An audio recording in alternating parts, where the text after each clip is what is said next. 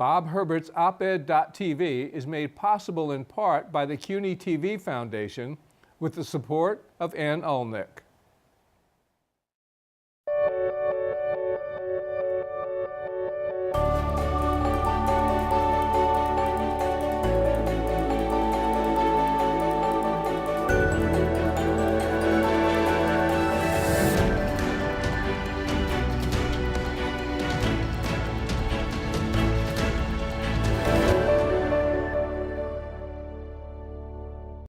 Hi, I'm Bob Herbert. Welcome to op-ed.tv. The Democratic vote tends to fall off precipitously in off-year elections, but not this year. This time, the gains by Democratic candidates were wide and deep and far-reaching in their implications. We'll talk about this with my guest, an expert on these matters. She's the former Speaker of the New York City Council and one-time mayoral candidate, Christine Quinn. Welcome. Thank you for coming in. Yep. Really appreciate it. So, the question is, where do the Democrats go from here? And let's start with control of the House of Representatives, which is so important. Yeah. I mean, reestablishing a little bit of a check on the executive. So, so let's talk about investigations and oversight. And we've actually got a couple of New Yorkers who are going to be chairman of important committees, Jerry Nadler and Nita Lowey. So what are some of the issues, because you can investigate so much. Right. What are some of the issues that you think are really important to try and get to the bottom of? Right, and there's going to have to be prioritizing done, which is never easy because when you've been out of the majority, you start making a list. You know what I mean? You just keep putting it on the list. Obviously, they have to, if it isn't completed by then, protect the Mueller investigation. Right. That is the most important thing. Now, the Mueller investigation's findings may lead to other investigations. We don't know, so that has to be kind of driven to ground, you so play to that speak. by ear. Yeah, right, because there could absolutely be more there. I think if you look at this year's election and all of the voter suppression, the attempts for voter suppression, the problems with voting booths across the country, I think that's an area that we really have to do an investigation on because it's not, I mean, I would argue there was some accidental voter suppression, but it's purposefully being done, and that has to be, looked into. I also, obviously, if the president does any incredibly foolish thing, like try to move on changing birthright citizenship, they have to be all over that as well. But, there's so much that's going on in a bad way, in a regulatory fashion. We see the headlines second after second, but there's also real erosions of rights and responsibilities and restrictions and laws being done through the regulatory process of the agencies, and I think that'll be fertile ground to look at what's been done as well. Yeah, these are all important issues, and it's really weird because it gets overshadowed by the craziness of the administration, But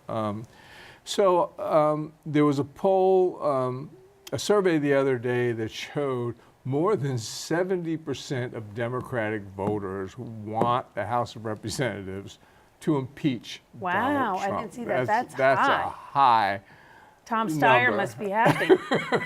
Yeah, Tom. Sort of looking at this more soberly, Yeah. What are your thoughts about that? Should the Democrats pursue impeachment, or is that just a bridge too far and ultimately self-defeating? I understand the emotion. I mean, given what we know now, because I agree with you, with the Mueller investigation, then all bets are off. You have to assess that at the time. But given what we know now. Yeah, things could change dramatically. Yeah. I mean, I understand the emotion. I would like him gone so very much, though I'm not sure we'll be better with Pence if that's what would end up happening. But and I can't imagine the Senate ousting this guy in any event. No, that's the other part of it. I understand the emotion. I would channel that emotion into getting as much done as we can and moving things forward and being the best defense that we can. We know we don't need Pyrrhic victories. That's not the point of winning back the House of Representatives, the most governorships, and countless state legislatures. We need real results and forward motion that we know we have an attempt at achieving, not tilting at windmills. Now, oversight is obviously important, but the House of Representatives is a legislative and now with body. oversight, they have subpoena power too. Exactly, so really important. Yeah, so we almost don't know what the investigations could be because the subpoena power opens separate and world up. apart Yeah. from the Mueller investigation. I mean, I'll Right. date myself, but I remember watching the Watergate hearings when that initial thing came up about the tapes in, in the White House, and everybody's like, tapes? What is he talking about? You know, so you don't know what will happen in these investigations. But legislatively, when we start addressing issues, the Republicans have had so much power for quite a while now. What are some of the areas that you think are important for Democrats to take a shot at? Immigration issues. I mean, that is clearly bait number one for the president. We saw him turn to the so-called caravan, birthright citizenship. I mean, he's got troops at the border. It's you know, we have, by some reports, more troops headed to the border than we presently have in areas of conflict like Iraq and Afghanistan. I mean, I just don't understand. Crazy. And it's beyond the authority of the National Guard. They can't be doing that. It's also beyond the authority of the military. They're not supposed to enforce domestic conflicts. They're for conflicts abroad. So what does he think they're going to do? Shoot at people? They're not allowed. They're not allowed to do that. that. That's against the law. Right. It's a court-martialable offense, and he sends them down there in some show like there aren't actually real work they could be doing, whether it's fighting terrorism, seeing if terrorism's around the corner. I mean, we have real work for the military to do, not be, props in some Donald Trump game that he's playing with America on some stage. So I think immigration, because we know he's not going to, he loves it. He loves that's his issue. Absolutely. Yeah. And, he can criminalize and shame and lie all he wants. And so that's one area they have to look immediately at. I think with the new Supreme Court, I don't know what full ability they have to move on reproductive rights and put in protections. And again, that I'm not saying that they're going to be able to codify Roe versus Wade into law. The House may pass that, but the Senate's not going to pass that. But they should look at every protection they can possibly put in place and every additional access, whether that's to birth control or whatever, because we need to really create the best fortress we can around reproductive rights. And you establish a foundation Correct. looking forward. I mean, there's Correct. a big election, obviously, in 2020. So Correct. And then I think we have to throw issues at them that it's hard for them to be against, right? So they're allegedly very concerned about infrastructure, right? No one's more concerned about infrastructure than our former Vice President, Joe Biden, right? So the House, with Biden or whomever, should put out an incredibly aggressive infrastructure agenda that will make the country safer with bridges, et cetera, not collapsing, but also put a lot of people to work. Yeah. That's going to be hard for them to push back upon. I agree. And the same thing with the Affordable Care Act. All the Republicans are now claiming that they're for protecting pre-existing conditions. Well, put your money where your mouth is. But I just want to, for your viewers' education,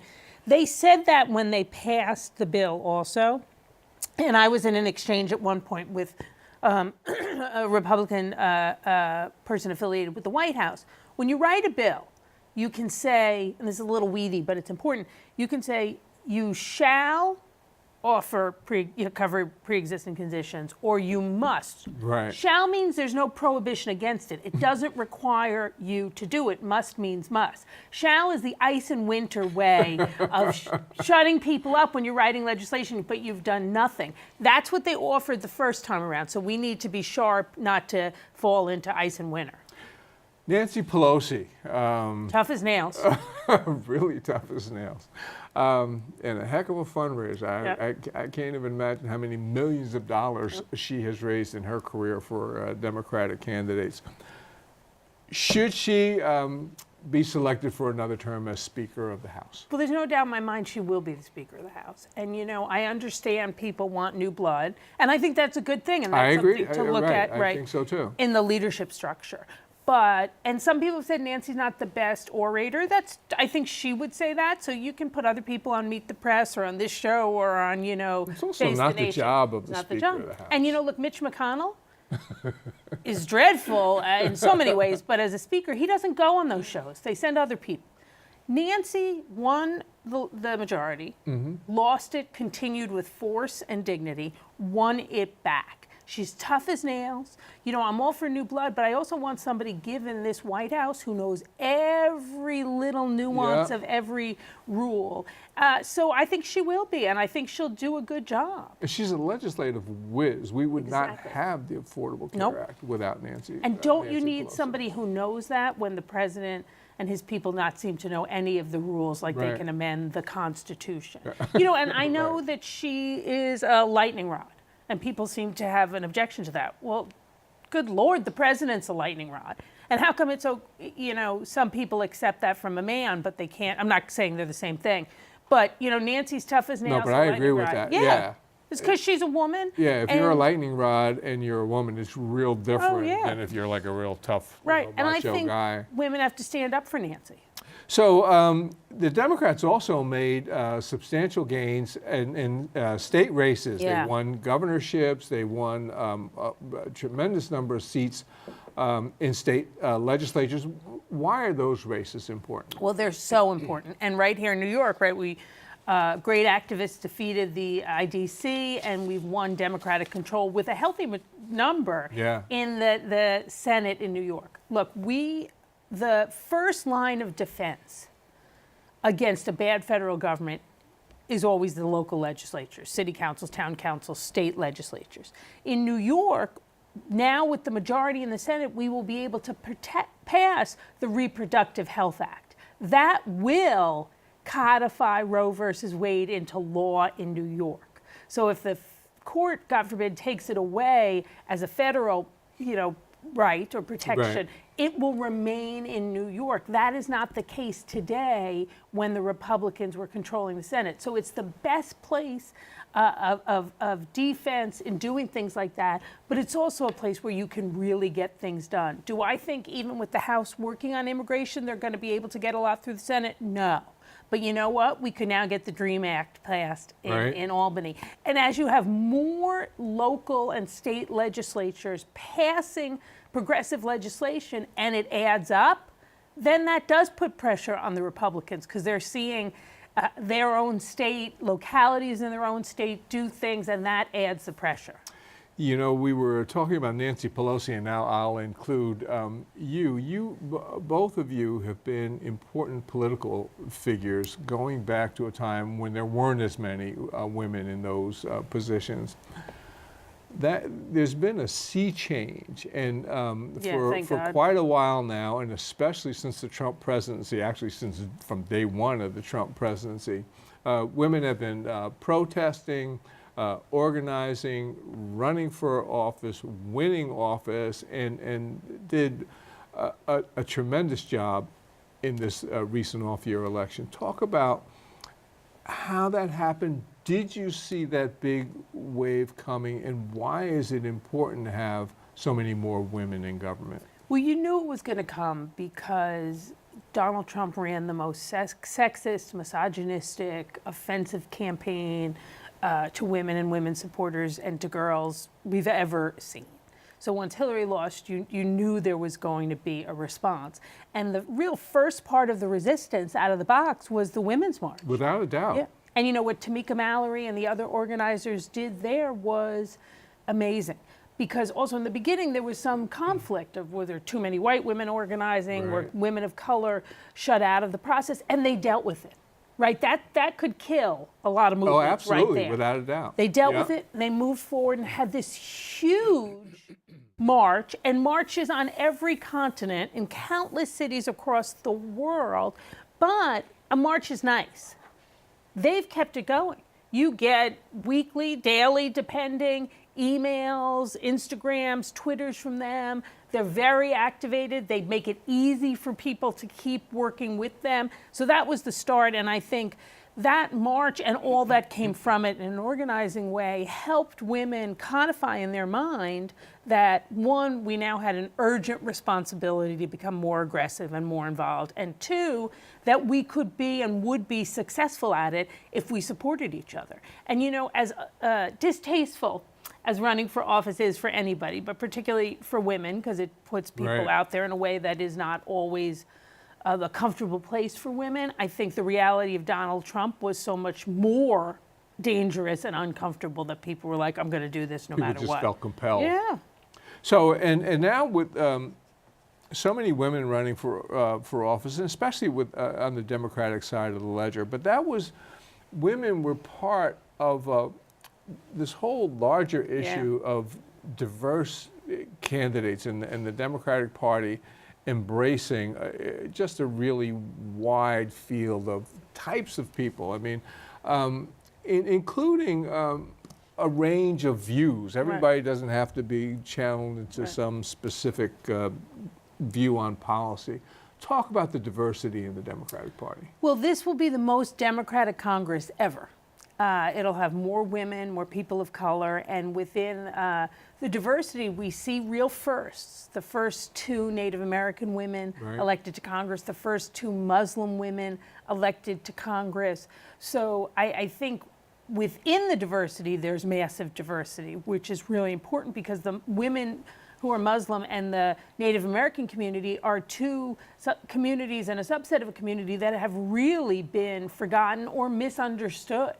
So to have Muslim women there actually telling their story, telling who they are and what their story is, and not being assumed to be this or that, is going to make a real change in how Congress sees them and their community. And I think that's just remarkable. And I think it was smart. You know, the Democratic Party obviously has overarching values, but one of the things was, yes, we should all try to stay on health care. It's a winning message, but run the race in your district. Of course, run right, the race exactly. in your district. And in choosing and working with candidates, you see how that happened. You mentioned when we were talking before the show about the number of veterans and women veterans. Can you talk a little bit about that? Yeah, I haven't done the analysis, but I want to see if of all the women who ran, did women veterans do substantially better than non-veterans? Because, you know, one of the things when women run, no matter how much progress we've made, it's still an issue. Women candidates get looked at with a question mark, whether people admit it or not. Are they tough enough? Are they going to be strong enough on crime? Are they going to be strong enough on defense? I mean, those are the things that goes back in the back of people's minds. It's unfortunate people don't admit it, because if you admit it, we can kind of work through it, but whatever. But being a veteran, having been, you know, a helicopter pilot for the Navy, like Mikey Sherrill, who will now represent part of New Jersey, it erases that. She's clearly tough enough, strong enough, and clear enough. Right. So you had mentioned, you talked about voter suppression, and actually that's one of the important things with these statewide races. We're going to have a new census in 2020, and then whoever's... Where the governorships matter so much. Exactly, because then you get the redistricting. But while it's obvious to me and to a lot of people why there's so much voter suppression coming from the GOP side, it's not obvious to everybody, because I hear a lot of people say, well, you know, we show voter ID every time we come into a building. I mean, we show an ID every time we come into a building. Why shouldn't you show it when you vote?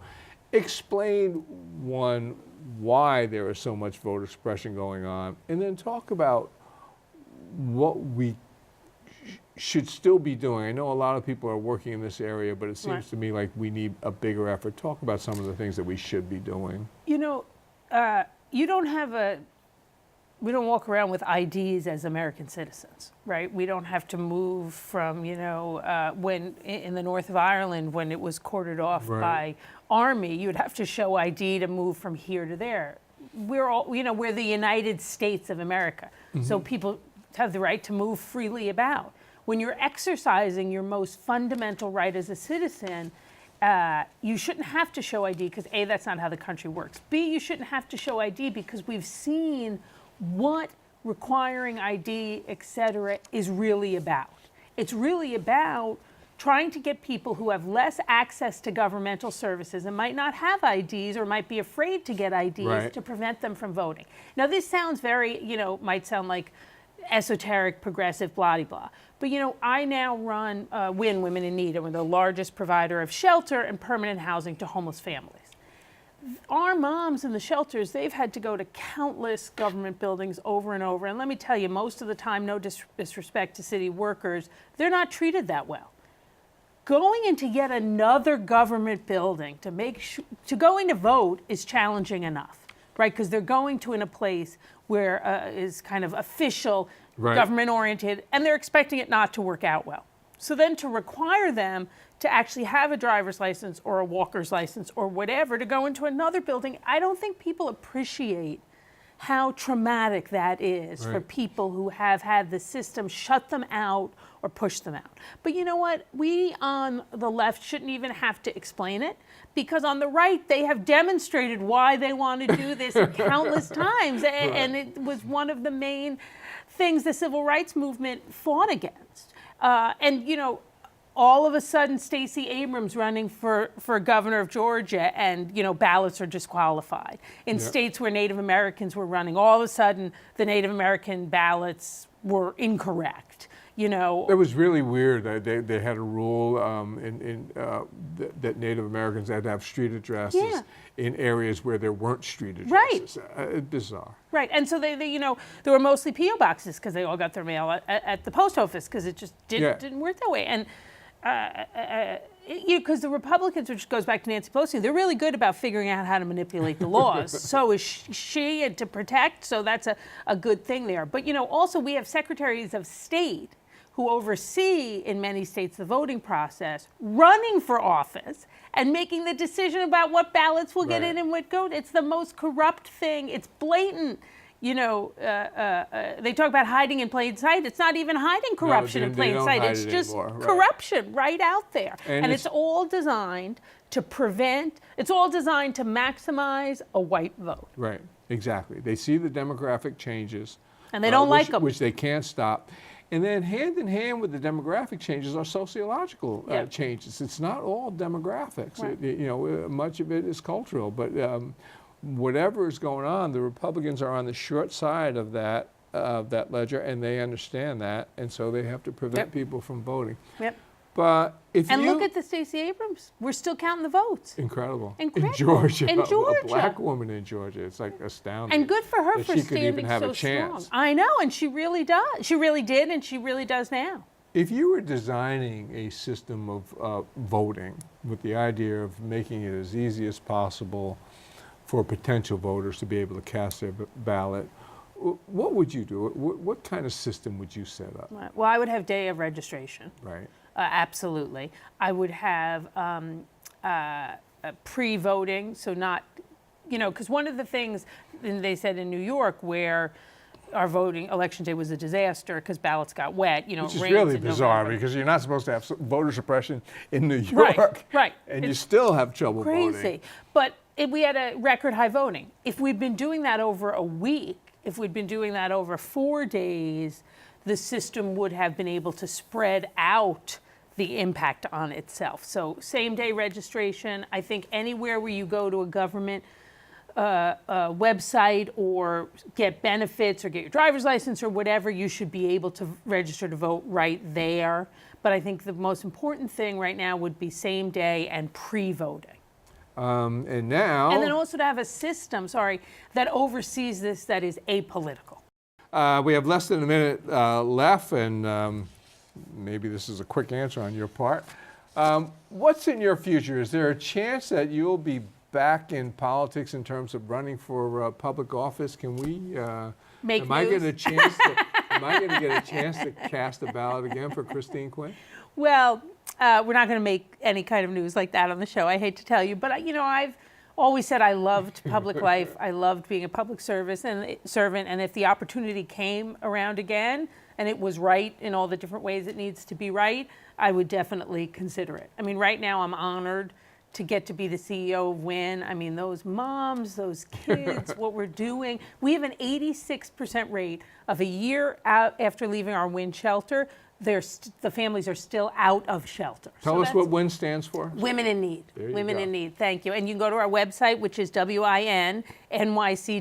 2 N's, and we always need extra help around the holidays. All right, I'm going to keep my fingers crossed for the opportunity to cast a vote for you again. Thank you. Thank you so much, Christine. You and my dad. There you go. We'll be back in a moment with a final word.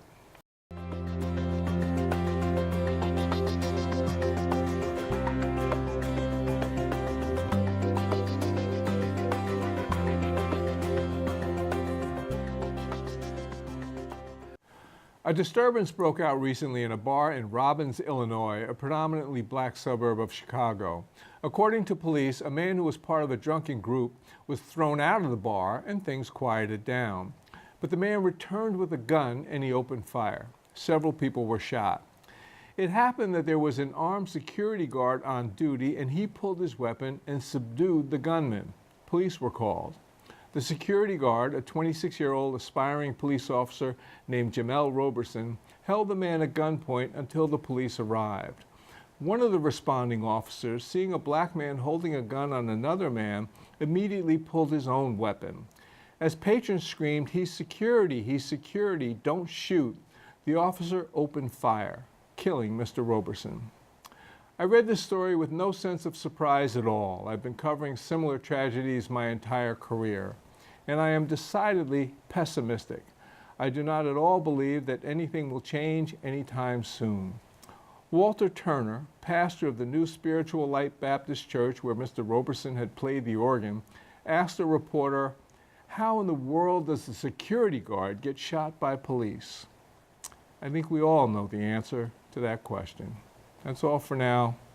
See you next time.